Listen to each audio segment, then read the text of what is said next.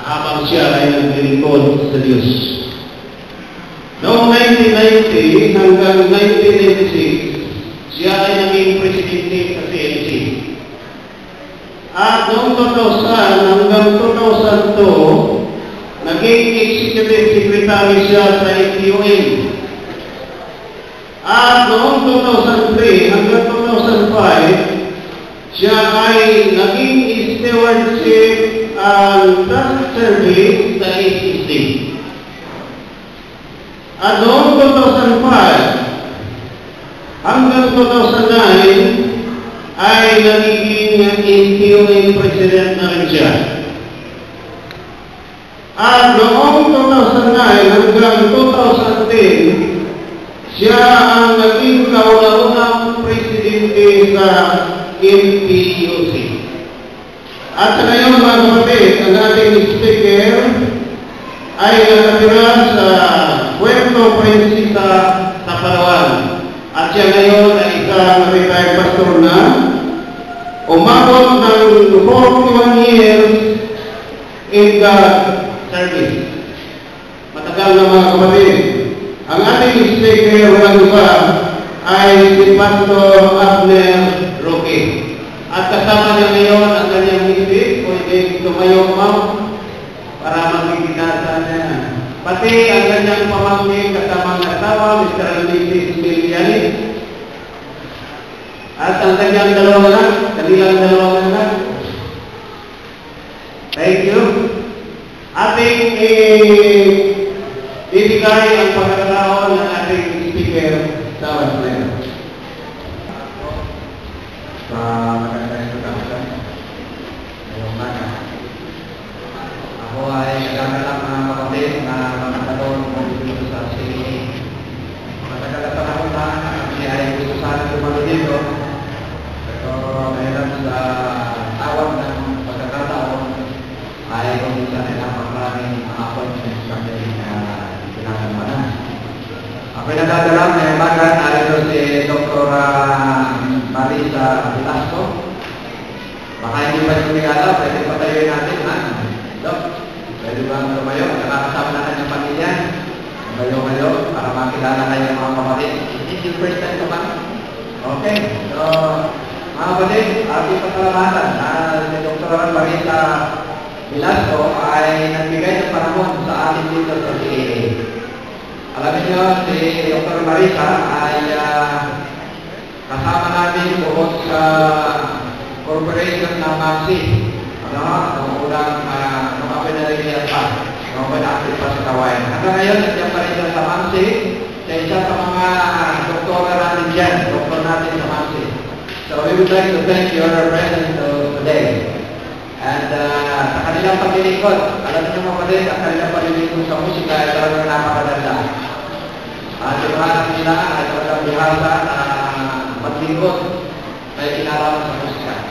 Ang musika ay isa sa pinaka-highlight na ating pagsamba.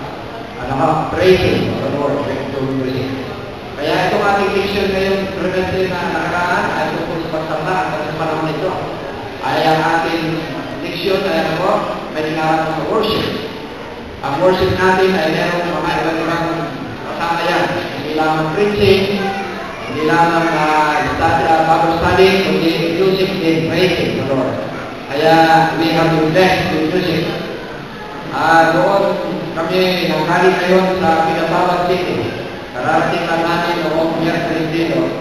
At kung Sabado, nag-culminate o natapos yung ating evangelistic campaign doon mula ng September 16 hanggang October 1. At kung Sabado, kami ay nagkaroon ng mass baptism. At yung aming mass baptism ng mga kapatid ay dinaluhan na mahigit sa 1,000 ng mga kapatid ang dumating. So kami, doon namin nilagay sa isang lugar na parang resort siya. Kaya parang camp meeting style ang ginawa namin sa Sabado. Alam mga kapatid, ay tuwa-tuwa, that is the first time to experience such kind of meeting outside the church. Siguro kayo, magkaroon din kayo sa kanya mga kapatid, paminsan-minsan.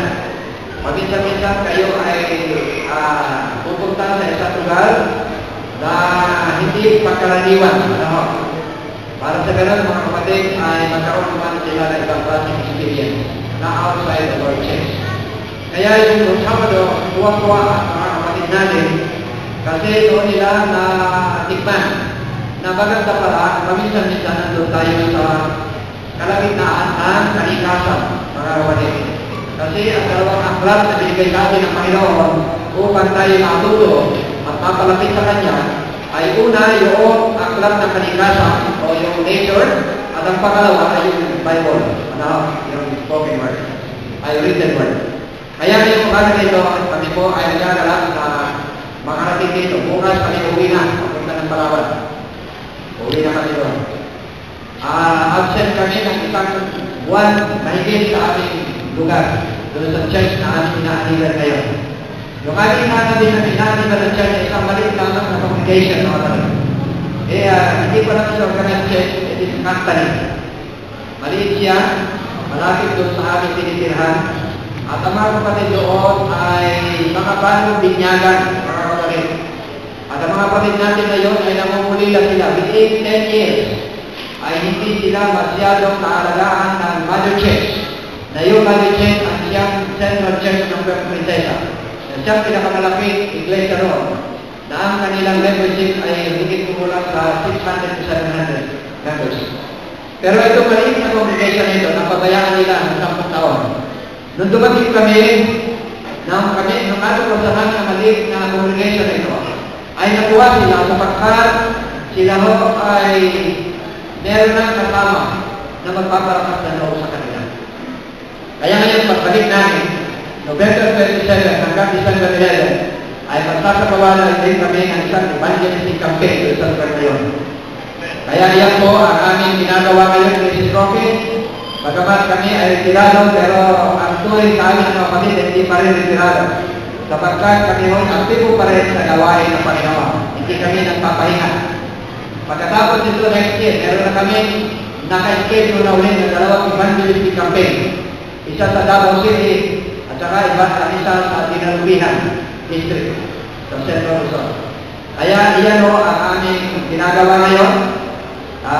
Idalangin na kami na kami sana ay patuloy pa rin na lakas. Bigyan pa rin kami ng pagusog ng pangangalaw ng Panginoon at walang karamdaman upang sa gayon patuloy pa rin kami magamit sa gawain ng pagdiligto. Kaya dito sa CLA, nung huli ko dumatuloy yung kapatid, ay ako ay stewardship director ng Southern Asia Pacific Division at that time. Yun ang last time kong dumalo rito.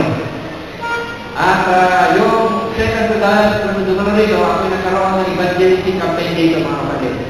Kaya ako natutuwa na bumalik sa mga lugar na aming pinaglingkuran. Ngayon, bumabalik po kami sa mga lugar na aming pinaglingkuran na parang si San Pablo, meron siyang missionary journey to the places where he served when he was an apostle of the Lord. Kaya iyan mo ang aming pakay ni Rocky ngayon. So we have to go from one place to another. Para sa ganun, sa mga lugar na aming pinaglingkuran ay aming makita kung ano na ang draw ng church nila o ano na ang draw ng mga kapatid natin. Dito sa CAA, nakita ko na malaki ho ang development dito at ang draw. At alam ko na ang mga kapatid dito ay patuloy na masisiglan, patuloy na naglilingkod sa Panginoon. Nakita ko naman ang bunga ng pinagpagalan ay isang napakagandang iglesia ngayon. Yung mga pumaparito, hindi pa tapos ang iglesia na ito, doktoran, ngayon ay tapos na. So, we praise the Lord for that. Okay, ngayong umaga na ito, mga kapatid, ay ako'y pinag-iusapan na magsalita ngayon. Ayaw naman sana magsasalita, pero nakiusap siya sa akin, sabi niya, Pastor, para may paminsan-minsan ako marito. So, ako ay hindi manatakli mga kapatid.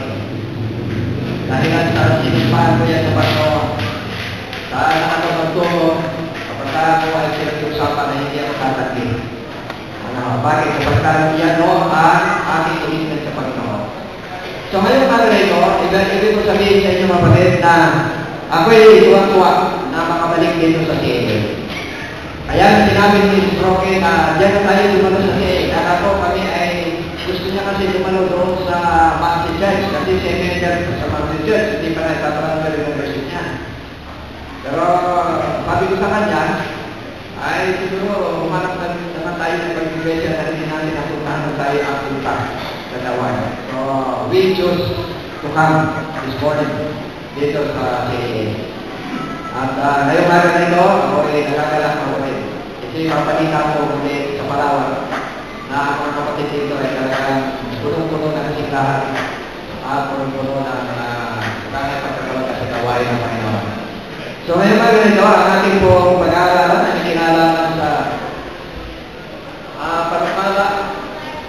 panukala ng Diyos ay higit kay mabuti kay ating panukala. Di ba? Yung panukala ng Diyos po ay higit na mabuti kaysa sa atin. Meron tayong mga panukala kuminsan na hindi kasapayon sa gustuhan ng Panginoon. Kaya nga kuminsan nabibigo tayo, di ba? Marami sa atin na nabibigo ang ating mga panukala sapagkat ang Panginoon ay meron sa higit na mas mabuti pala sa panukala sa atin. Kaya nga ngayong araw ito, ang sabi niya sa atin, Jeremias 29:11, pakibuksan po niyo yung Biblia. At ating basahin ito mga kapatid, kasi napakaganda na sinabi sa atin ng Panginoon sa kay Jeremias. Ito'y mensahe ng Panginoon natin kay Jeremias, kay Propeta Jeremias. Ang sabi niya, for I know the thoughts that I think toward you. Sabi niya sa atin. Said the Lord, thoughts of peace and not evil, to give you an expected end. Anong sabi niya sa atin? May panukala ang Panginoon, ang sabi niya, ay alam ko kung ano ang iyong panukala, alam ko kung ano ang panukala ko para sa iyo. Yan ang gusto sabihin niya. Alam ko kung ano ang panukala ng Panginoon. Okay, sabi niya, pagkat nalalaman ko ang mga pag-iisip na aking iisip sa iyo, sabi ng Panginoon. Mga pag-iisip tungkol sa kapayapaan at hindi tungkol sa kasamaan upang bigyan kayo ng pag-asa sa inyong huling wakas. Napakaganda po niya. Pangako ng ating Panginoon. Si Jeremias mga kapatid, nung nasa tiyan pa siya ng kanyang ina, ay nakita na siya ng parang pinuporma pa kasi si Jeremias sa tiyan ng kanyang ina. Alam na ng Panginoon kung ano ang gagawin niya sa tawa na yan. Ganun din tayo lahat mga kapatid. Nandun pa tayo sa tiyan na ating ina, alam niya kung ano ang gagawin para sa atin. Iniisip niya para sa atin. Ang sabi niya sa atin, mga kapatid, ang pag-iisip, nalalaman ko ang pag-iisip na aking iniisip sa iyo. Ano kaya ang pag-iisip para sa inyo ng Panginoon? Para sa akin, Panginoon.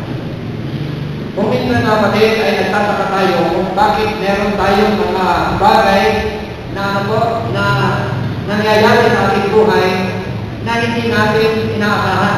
Di ba? Meron mga bagay na hindi natin inaasahan.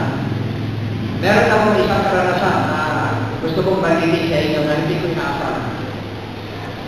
Noong ako ay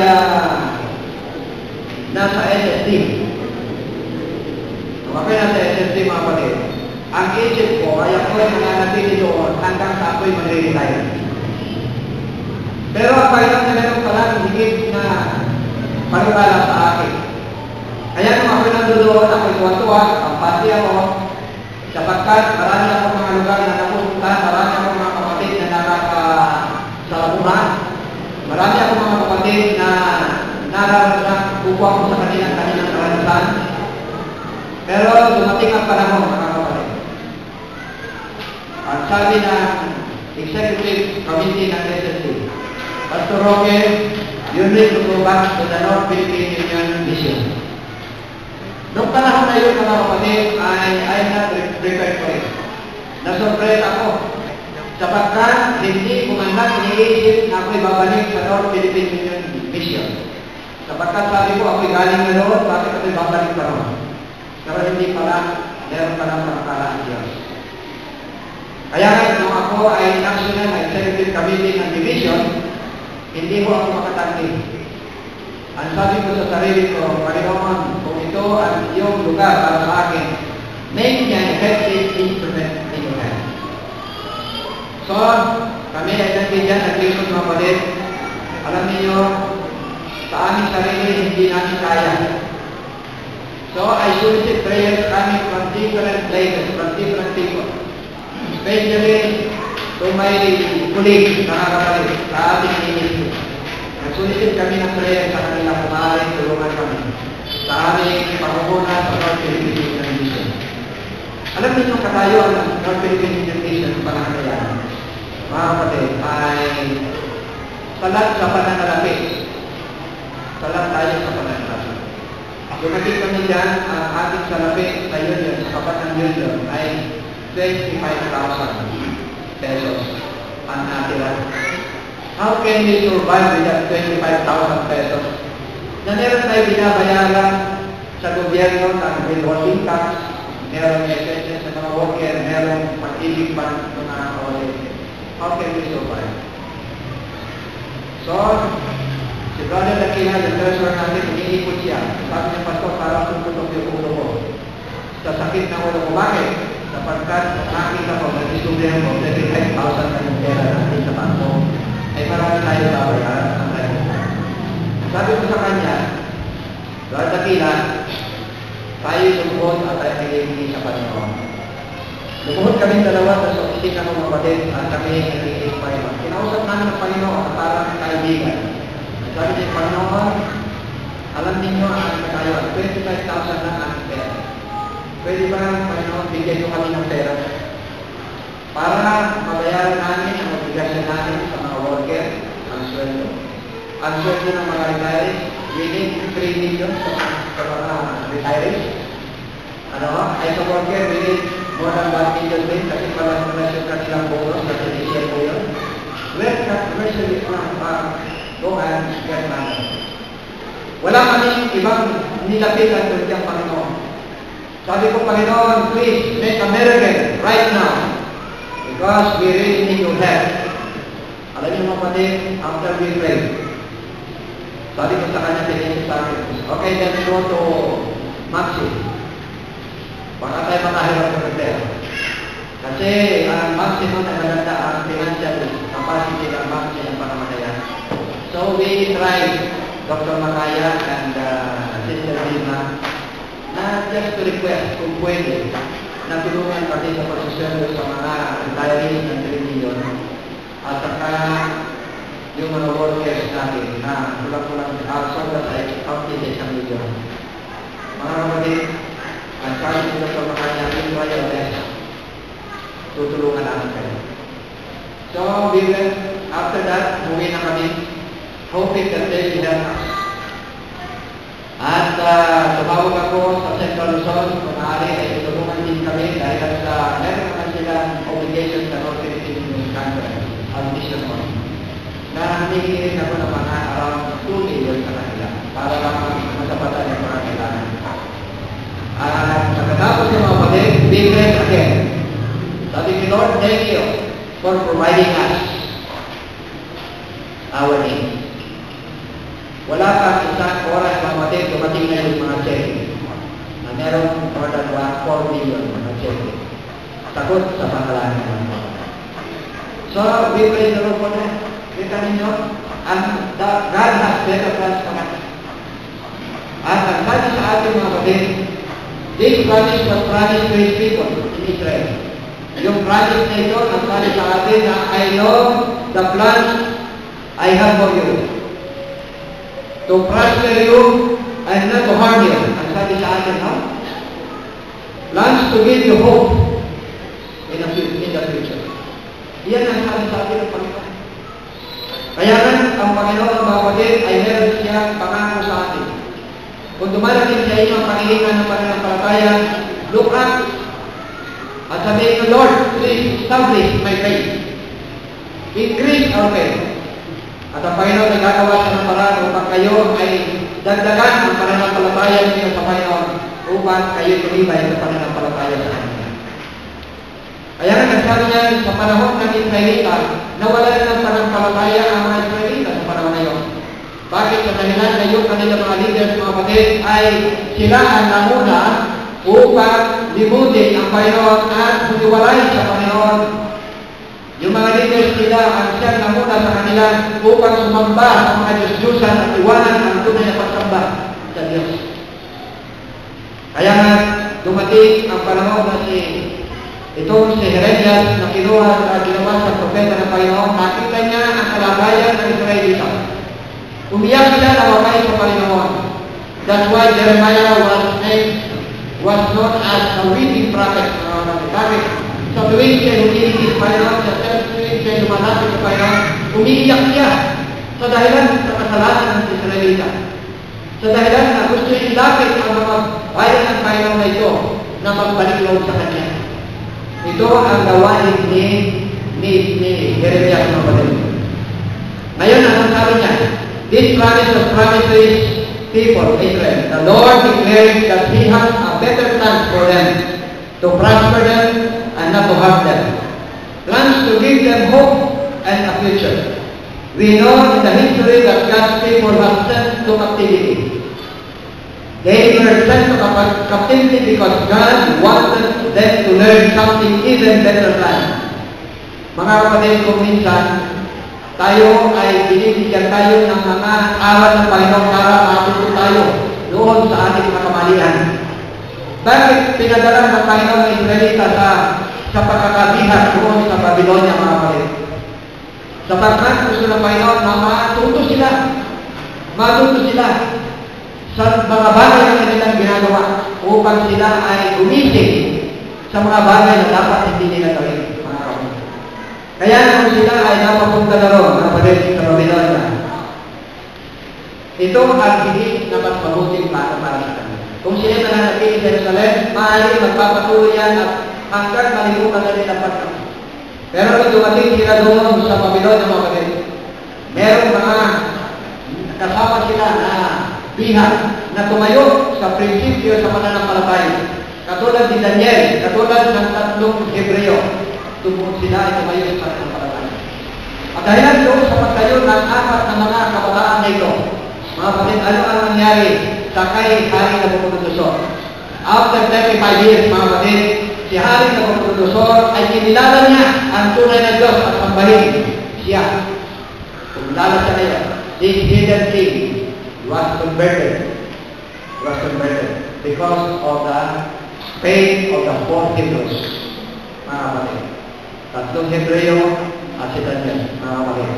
Sa kanilang pananampalataya, nabago ang lahat ng pag-iisip nila ni Hari Nabucodonosor. At kanyang kinilala ang tunay na Diyos na dapat sambahin. Hindi yung mga idols ang siyang sambahin. Kaya ang sabi sa ating dito, God has a better plan. Kaya kapag pala may panukala ang Panginoon na gusto niyang dalhin ang pabalita doon sa mga tao na hindi niya kilala, hindi siya nakikilala mga pabalita. Gagawa siya ng paraan upang dalhin ang pabalita ng katotohanan doon. In our recent evangelistic campaign, mga kapatid na sa Pinapawan City, meron ilang layman at saka mga adapa minister na pinadala natin doon sa iba't ibang mga lugar upang magkaroon ng satellite meetings. Alam niyo mga kapatid ang nangyari? Itong mga layman na ito, at saka yung mga adapa minister na ito, nag-grand preparation sila doon para dito sa malaking gagawin namin ang major evangelistic campaign sa Pinapawan City. Sabi namin, dalatin niyo rito ang lahat ng mga interes pagka tayo magsisimula na ng meeting natin sa meeting campaign. Itong mga layman na ito at mga adapa minister, sila ay pumunta doon sa iba't ibang mga lugar. And they share Jesus Christ in all kinds of people. May mga tribe doon, ang mga manubod, mga kapatid, they share that to them. Meron doon mga iba't-ibang mga sekta. Merong First Church of God, merong Pentecostal, meron doon mga Baptist, meron doon iba't-ibang mga sekta, mga kapatid. They share that to them. Hindi sila natakot. Alam niyo mga kapatid, after our evangelistic campaign, 6 ministers from other denominations were baptized. And now, they are committed to the church now, that they will be the one to convince the members in the church to join them. And even the church will be converted into a Seventh-day Adventist church. Kaya ating po, hinihiling na kayo ay dumalangin dito. Yung isang congregation doon, meron isang congregation ng 70 members. Yung isang 30, isang 40, isang 20. Yung isang ay 70, 60, isa. Kaya all of them committed themselves now to evangelize those group of people. Yung kanilang membro ay gusto nila hikayatin lahat sa isang sa pagiging Adventist na mga kapatid. Kaya ngayon, babalikan ni kayo Disyembre sa kanila.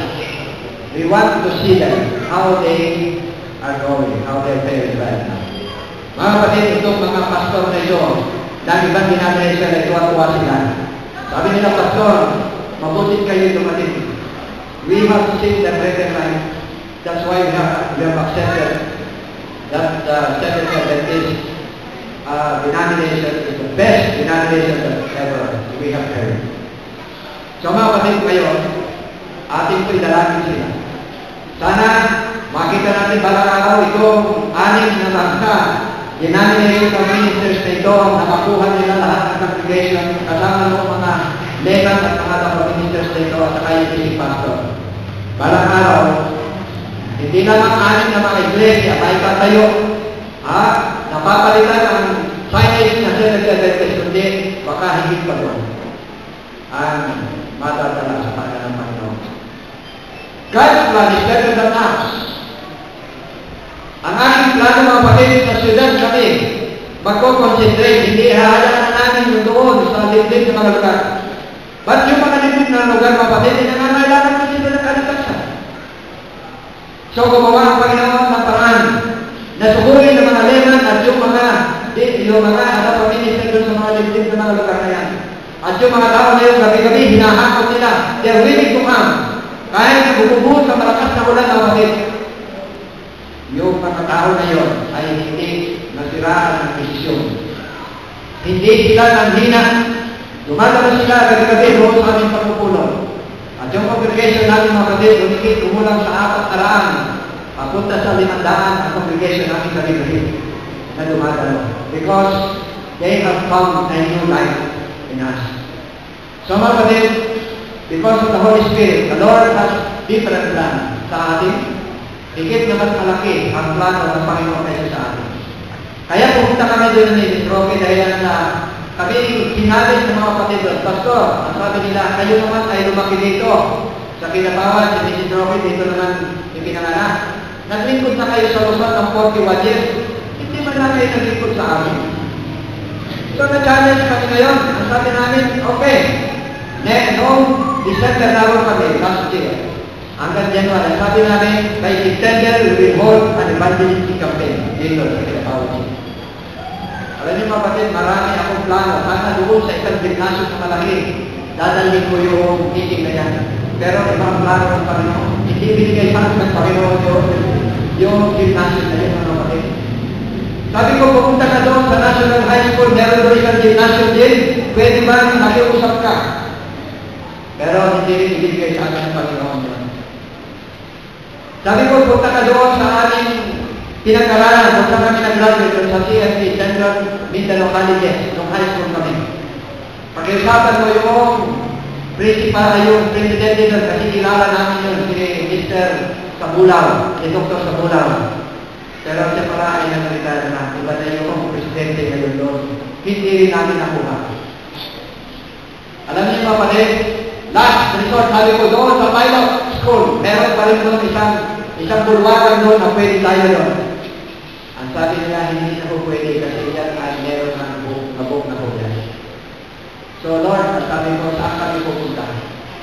So ang last resort namin, kami dadali natin emergency campaign doon sa Central Church ng Kinabawan, sa ating iglesia.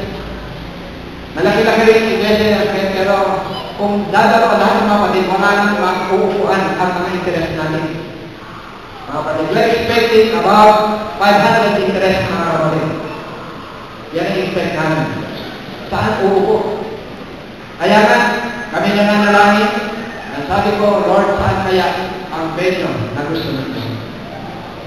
Last na, mga kapatid, na dumating kami. Ang sabi ng pastor, may nakita kami na magandang venue doon sa DepEd, doon sa Bulwagan, Pag-asa. Napakaganda. Maganda yun. Yun yung pinagseseminaran ng mga teachers, ng mga principals, at may speaking na, may magandang upuan, lahat, close yun, meron pa mga gwardiya, napakaganda. Hindi ako kontento hanggang hindi ko nakita. But we have prayed so hard. And the Lord gave that to us. Alam niyo mga kapatid, kinausap namin, ang sabi nila, you can just pay 1,590. Lahat, O mga yan, bakit hindi na po yan meron ng sound system, lahat ng mga bangko, wala na kayo, meron kami janitor, kami ng pinilis, lahat-lahat, kaya 1,500. Oh, we praise the Lord for that.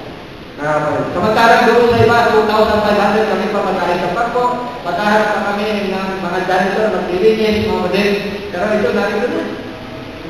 Kita niyo mga model, God has better plan for us. Iba yung plano namin kaysa sa plano ng Panginoon. Pero meron ayaw ko sana pumunta ron sapagkat nakita ko na mas malayo yun sa bus brother o sa syudad. Outside na papunta ng sa labas. Pero ang sabi nila, Pastor, I think iyan ang pinakamagandang lugar. We are willing to go. We are willing to convince our interest to attend doon sa lugar na yan. Alam niyo kung bakit?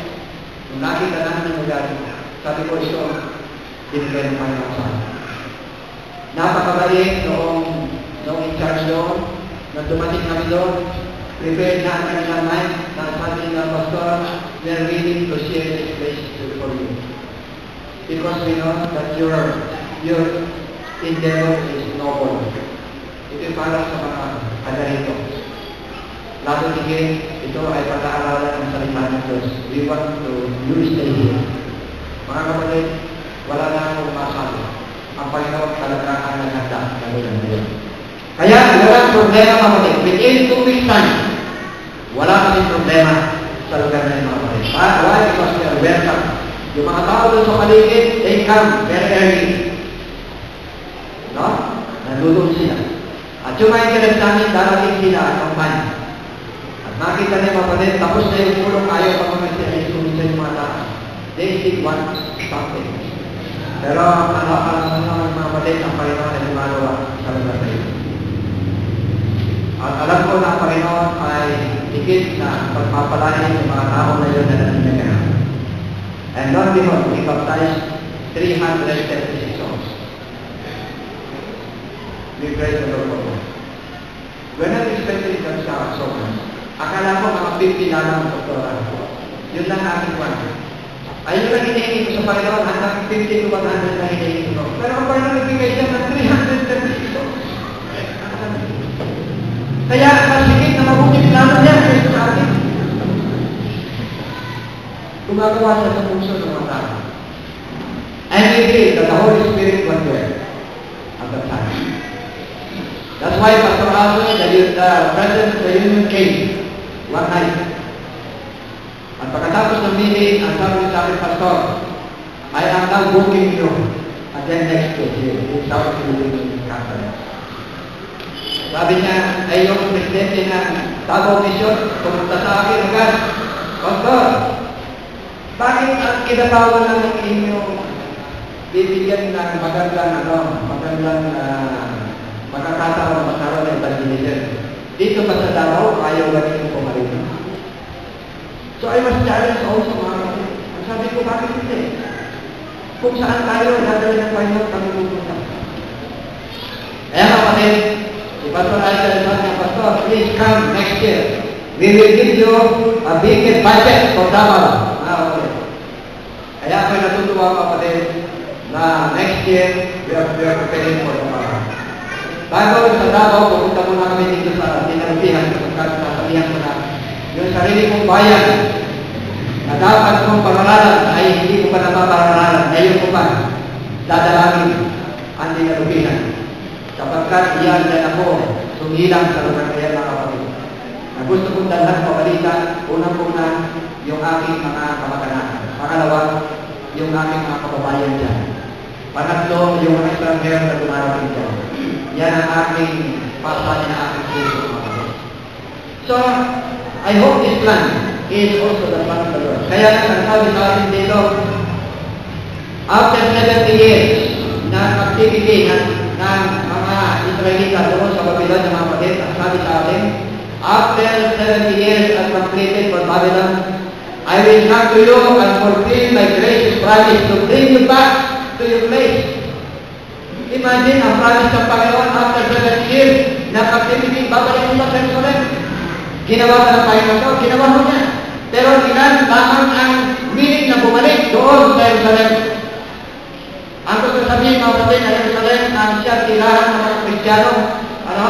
That is a place for Christians. Ilan lamang sa mga Kristiyano? Within more than 1 million na pumunta ron as a captive in Babylon. How many of them went back? Bumalik sa Panginoon doon sa Jerusalem. Ang sabi sa atin sa kasaysayan is only 10% of the more than 1 million went back to Jerusalem. Mga kapatid, sa atin sa panahon na ito, pagdating ng Panginoon, ang sabi sa atin ni Israel, 1 for every 20 ang siya lamang maliligtas, mga kapatid. In our congregation, 1 for every 20. Mga kapatid, sa ating Seventh-day Adventist, wala na mangyari yung mga kapatid. Sa bawat isa, mga kapatid, sa every 20, isa lamang ang maliligtas. Wow! Nakaiba kapag naman ang ating katayuan mo sa ating congregation na ito, sa ating Seventh-day Adventist, for every 20, isa lamang maliligtas.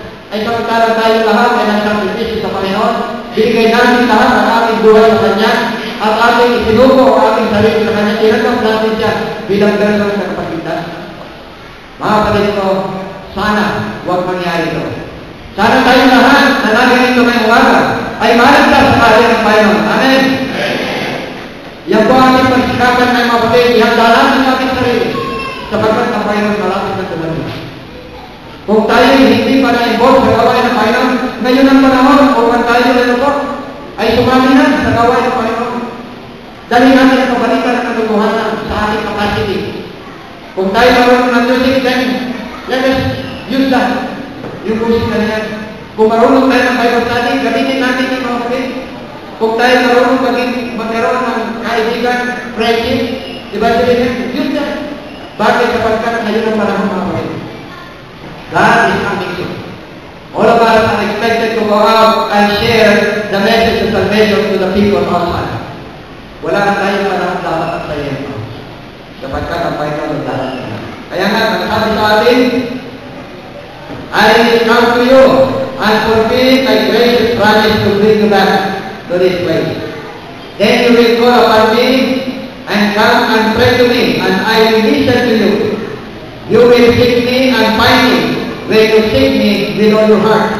I will be found by you, declares the Lord. Mga kapatid, kung ganitong gagawin natin, mga kapatid, dahil kukonsigrate natin sarili natin sa Kanya. Tatalaga natin muli ang sarili sa gagawin natin ang ating kakayanin, mga kapatid. Alang-alang sa gawain ng Panginoon. Ano sasabihin natin? Ang sabi ng Panginoon, if you call me, I will answer you. I will answer you. If you will find me, you will find me. At sabi niya, if you will seek me, you will find me. Sabi sa atin, I will bring you back from captivity. Mga kapatid, tayo ay nagigihag sa kasalanan. Nagigihag tayo sa kasalanan. Gusto na Panginoon na tayo kalasin mula sa pagkabihag sa kasalanan. Yun ang gusto ng Panginoon sa atin. I will bring you back. Ang sabi ng Panginoon. Kung tayo napapalayo sa Panginoon ngayon, mga kapatid, sabi ng Panginoon, I will bring you back to me. Ito ang panawagan ng Diyos sa atin ngayon. Ano sabi ng Panginoon? If you return to me, I will return to you. If you will go, if you will be drifted away, I will bring you back. I will gather you from all nations and places where I have banished you. As sabi sa atin, declares the Lord. And I will bring you back to the place from which I carried you into exile. Jeremiah 30, verse 3. The Lord said, I will restore them to the land I gave to their forefathers. Mga kapatid, ito, promise ng Panginoon. Kung tayo nagtatapos sa Panginoon, ang lahat ng mga pangako ito'y gagawin ng Panginoon sa ating gagawin sa ating. Kaya ang sabi sa atin, si David, isa siya sa mga lingkod ng Panginoon. Nagkasama si David. Pero bumalik siya sa Panginoon at ang promise ng Panginoon kay David ay, I will renew your heart. I will take your stony heart. I will give you a heart of flesh. I will give you a renewed spirit. Yan ang sabi ng Panginoon, mga kapatid. Ngayon sa ating mga kapatid tayo, ay medyo napapalayo sa Panginoon. Ito ng panahon, ayaw na tayo sa Panginoon. Dapat wala na tayong panahon na aaksayahin pa sa pagkat malapit na malapit na sila ng Panginoon. When David planned to build a temple, but God said to David, no, because you are a warrior. and must shed blood. God said, your son Solomon will build the temple.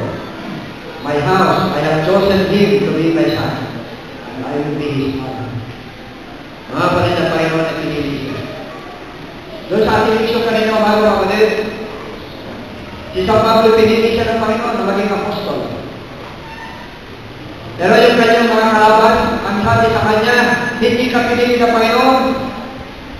Yung otoridad mo, galing lamang sa mga tao, galing galing daw sa mga tao na yung pinagdiri ko lang, gusto mo lamang na ikay maging end Christian. Pero ano sabi niya? No! This is a revelation from Jesus Christ to me. This authority came from me. Bakit? Sapagkat yung kanyang doktrina, mga kapatid, ay ayaw tanggapin ng kanyang mga kalaban. Ano ba doktrina na dinadala ni San Pablo sa atin at noong bakunan? Ano ba? Salvation by what? By faith. It's not salvation by works. Hindi na kakawaghan, mga kapatid, na tayo ay gagawa sa kawan para upang tayo maligtas. No, that's not. That's not the point. Kaya tayo gumagawa sa kawan parang because we have been saved by God already. That is the fruit of our faith in Jesus Christ. To obey Him. Obedience is the fruit of our faith in Jesus Christ. That's why we are gladly to obey God, whatever command, His commands. Yun ang gusto sabihin natin, mga kapatid. Si San Pablo, gumawa siya dahilan na because of his love to Jesus Christ. Kaya kanyang sinabi yung doktrina yun na salvation by what? By faith. You have been saved by grace through faith. Hindi sa pamamagitan ng ating mga gawa tayo ay maliligtas. Hindi sa pamamagitan ng ating pagsunod tayo maliligtas. No. It is what? It is through His grace we have been saved in Jesus Christ. Kaya mga kapatid, kung when we have been saved through grace, by grace, through faith by Jesus Christ, now we are willing to obey whatever He commands. Mga kapatid, ito ang siyang pabalita ni San Pablo sa atin noon at hanggang sa panahon na ito. Tayo ay niligtas sa pamamagitan ng biyaya. So, itong si David, kahit tayo makasalanan, si David makasalanan, tayo makasalanan, if we confess our sins, then the Lord will forgive us and He will cleanse us from all unrighteousness. Kaya nga, mga kapatid, ngayong umaga na ito, sometimes when our plans don't go as we have planned, sometimes we are discouraged. Huwag mong naman sana mangyari yun. Bakit? Because ang sabi sa atin, we are greatly sad sometimes and disappointed. But keep looking up. God has greater and better plans for you. Sometimes we encounter with financial difficulties. We don't know where to turn to, but God said, He will supply all our needs. Philippians 4:19. Philippians 4:19. Read that. Sapagkat ang sabi ng Panginoon, He will supply all our needs. Hindi tayo napapabayaan. He will supply all our needs. When we pray, sometimes He is very quiet. He does not answer our questions or our requests. Diba? Sometimes we experience that. Why is it that God is quiet? He is not answering us. Our request, hindi binibigay sa atin. Pero alam ba niyo mga kapatid, in His quietness and better for us. Merong masakit na mabuti ito. Parang alam nila sa atin. Kaya, it is silent. Sabi niya sa atin, ganito. Have you paused for a moment to consider that God may have something even more spectacular plans for you? More than you could have asked or imagined. Mga kapatid, God has really many things, many miraculous, many good better plans for us. Kaya, pumasok tayo sa Panginoon. Kita nito yung mga Israelita na nandudot na sila sa dagat na pulang. Pinahabol nila ng lahat ng sundalo ni Paraon at sila nandun sa harapan nila, ilagan, dito bundok, sa kabilang bundok. Wala sila, there's no way to escape. Wala silang pupuntahan. Pero si Moises, because of his great faith, he looked up, mga kapatid, ganyan din sana gawin natin kapag wala na tayong lugar na pupuntahan. Bakit hindi natin nagala yung ating mga mata sa langit at humingi tayo ng tulong sa Panginoon? Sapagkat ang Panginoon lamang ang siya matulong sa atin. Why? Because He owns everything. Lahat kanya, pati ako, pati kayo, lahat ang ating tinatangkilik, wala tayong, we have nothing. We came to this world nothing and we have to go from this world nothing. Doon tayo pinanganak, wala nga tayo sampot eh. Diba? Aalis tayo malalim. Madadala ba natin lahat na ating tinatangkilik ngayon sa buhay? Kung tayo mamamatay? Wala. Wala tayo madadala. Iwanan natin lahat yan. Why cling to this world now? Why cling to those material things right now? And sometimes we tend to forget God, that He is the owner of all things, of what we have, and what our possessions are. Sometimes we forget that. Pero ang sabi ng Panginoon ay ganito mga kapatid. He has more spectacular plan for you, my friend. Because you know that the Lord has told something for us. Anong sabi niya sa atin? Dito sa Life and Sketches in His Wife, page 196, itong sabi niya sa atin. We have nothing to fear for the future, except as we forget the way the Lord has led us and His teaching in our past history. Kita niyo mga kapatid? Meron tayong karanasan na natin discourage tayo. But let us not forget that the Lord has led us in the past. Has given us lessons, miraculous things in the past. Why don't you establish your faith in the Lord right now, friends? Alam ko ang Panginoon ay nandiyan nakikinig sa atin. And the only thing that the Lord asks us to trust Him fully. Trust the Lord. And then, He will make it to pass. Lahat ng mga bagay mga kapatid, kapagkat pininiwala natin sa Panginoon, siya ang magpapanyari sa lahat ng mga bagay.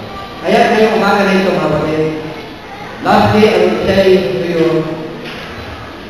let us not forget the plan of the Lord.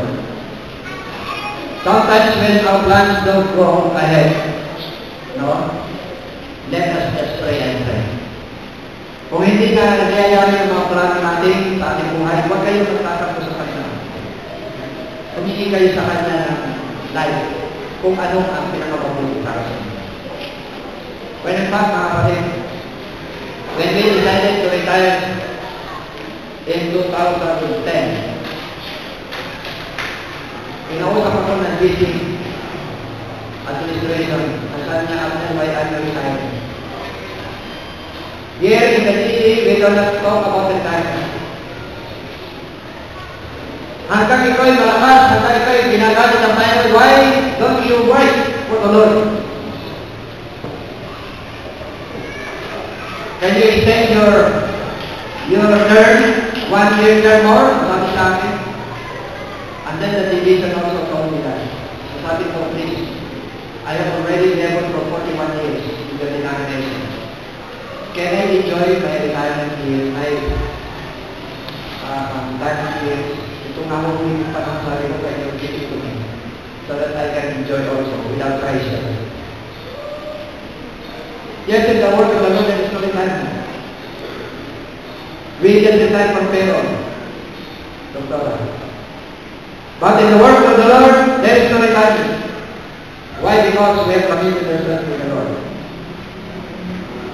Hanggang sa katapusan, hanggang sa kaya namin, hanggang sa aming hininga ay humihinga pa kami, mga kapatid, I will still go and work for the Lord. That's our commitment. Habang buhay ang commitment na ito, mga kapatid. Kaya retirement na ito, ang gusto sabihin na retirement, we are just checking our time. Retire. Hindi yung retire. Pagka-retire ka na, tired ka na tata. We are not tired of doing good. We are not tired of preaching the gospel. We are not tired of visiting our friends and our brethren, giving them encouragement until the Lord comes. We are not tired of that. Why? Because we have committed our lives to the Lord. Sana ganito ang ating gawin mga kapatid. Kita niyo si Moises hanggang sa katapusan. Malapit niya sa mamatay, tuloy pa rin ang kanyang leadership. Darapat kung dumating na at parang ang sabi ng Panginoon, ikaw'y huminto na. Huminto na siya. Kami rin, ganun din gagawin namin mga kapatid. Hanggang sa hindi kami sinasabi ng pagkaminto, hindi kami hinto. Sa gawin.